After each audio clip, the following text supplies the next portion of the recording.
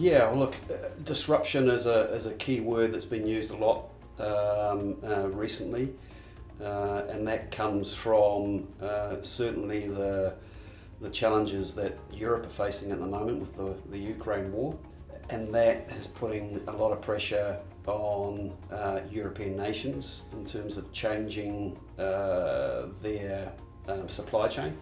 Obviously, COVID has been around for a couple of years now, and that's definitely disrupted business, more so your importers and your exporters, and particularly around getting access to resources.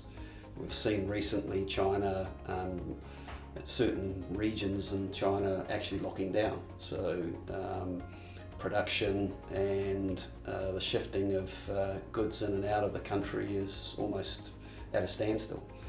And so that's not good for particularly us here in New Zealand, where we've got a reliance on them for certain resources, plus exports as well. That's definitely a problem, and that's not going to go away in the short term.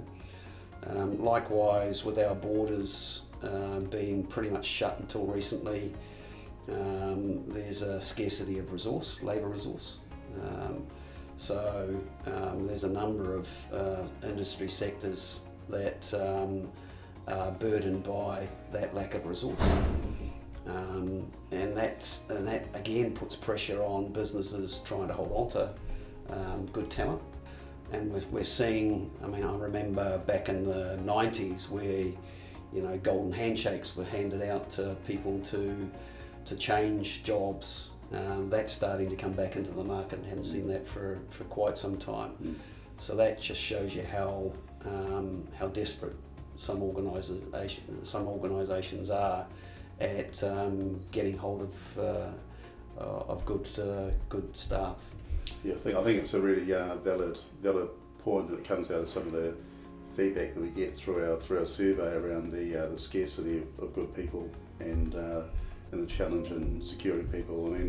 The traditional approach to employing staff, I think sort of from the COVID experience, there's organisations looking at fresh ways of doing things and how to do things better. So for example, there's a plethora of occupancy space around the country, probably around the world, because business people still continue to work from home. So that whole sort of overhead around owning premises and having to be in at work 5 days a week has changed. Hard to see that going back to the way that it was pre-COVID. And the next expensive, the next sort of high cost and a lot of profit and losses is headcount. So I can sort of see there being a migration towards working in a smarter, more flexible way, and a lot of organisations are good within their sort of their key area of core business, but a lot of them don't have the sophistication around the business support area to be able to employ a full-time CFO or a head of IT or a head of HR. So I think the sort of the scalability of flexible people solutions is something that's really going to be at the forefront over for the foreseeable future, really. Yeah, I agree with you there. I think back in the sort of the 70s and 80s, it was quite often the big firms that made the most gains because they had the deeper pockets to be able to afford to have those experts brought in-house. Whereas that model has changed, and the advantage is probably at that small and medium size area where, like you say, owners are experts in their field. They know their market really, really well, but quite often they're generalists. But they do have the ability, and that's where we come into play, to bring in experts in their field, whether it's commercial support, CFOs, chief operating officers, IT, legal, HR, marketing, all those kind of resources. They don't have to bring them in full time. They just bring them in when they need it, and that's how our model is set up to do just that.